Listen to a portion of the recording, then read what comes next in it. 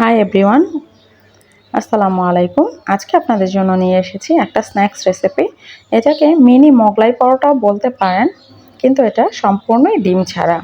তবে স্বাদের দিক থেকে কিন্তু কোনো অংশেই কম নয়। চলুন ভিডিও স্টার্ট করার আগে অবশ্যই কিছু কাজ করে নিই। ফার্স্টে আমার ইউটিউব চ্যানেল থেকে যারা ভিডিওটি দেখছেন অবশ্যই লাইক, কমেন্ট অ্যান্ড শেয়ার করতে ভুলবেন না ভিডিওগুলো। আর চ্যানেলটা অবশ্যই সাবস্ক্রাইব করে পাশে থাকা বেল বাটনটি অন করে রাখবেন।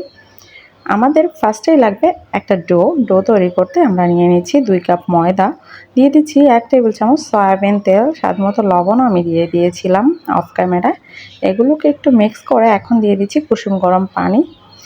পানিটা আমরা ডোটা কন্ট্রোল রাখার জন্য একটু একটু করে দিয়ে দিব, একবারে পুরোটা দিব না। এখন কিন্তু আমাদের সফট একটা ডো রেডি হয়ে গেছে। এখন এটাকে রেস্টে রেখে দিচ্ছি।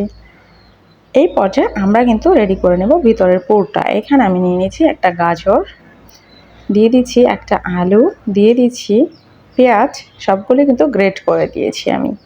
দিয়ে দিয়েছি ধনিয়া পাতা 1 মুঠ, আর দিয়ে দিচ্ছি 1 প্যাকেট ম্যাগি মশলা দিয়েছি, দিয়েছি হাফ কাপ ডাল বাটা, খেসারির ডাল বেটে নিয়েছি, দিয়ে দিচ্ছি একটা স্লাইস লেবুর রস।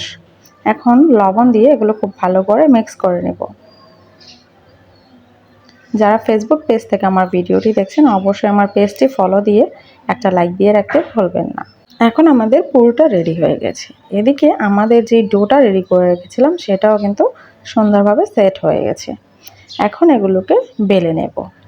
ছোট করে রুটি বেলে নিয়েছি আমি। এখন এর মধ্যে দিয়ে দিচ্ছি সয়াবিন তেল, দিয়ে ভালো করে রুটিটাকে ব্রাশ করে নিচ্ছি যেন সব দিকে সুন্দরভাবে অয়েলটা সেট হয়ে যায়।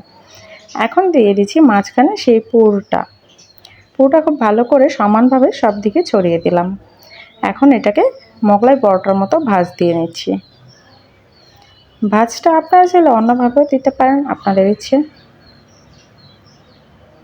সুন্দর করে আঙুলের সাহায্যে চেপে চেপে ভাঁজটা দিয়ে নিলাম। এখন কিন্তু আমার এইভাবে সবগুলো রেডি করে নিতে হবে। আমি রেডি করে নিয়েছি সবগুলো একইভাবে। এখন প্যানের মধ্যে তেল দিয়ে এগুলো ভাজতে দেব। খুব বেশি ডুবো তেলে আমরা ভাজবো না। 2 টেবিল চামচ সয়াবিন তেল দিয়ে আমি একে একে কিন্তু সবগুলো দিয়ে দিচ্ছি। একটা পাশ হয়ে এলে আলতো হাতে আরেকটা উল্টে দিতে হবে। এভাবে করে সবগুলো সাইড ভেজে নিতে হবে। মিডিয়াম টু লো হিটে রেখে ভাজার চেষ্টা করবেন যেন ভিতরের পুরটা খুব সুন্দরভাবে সেদ্ধ হতে পারে।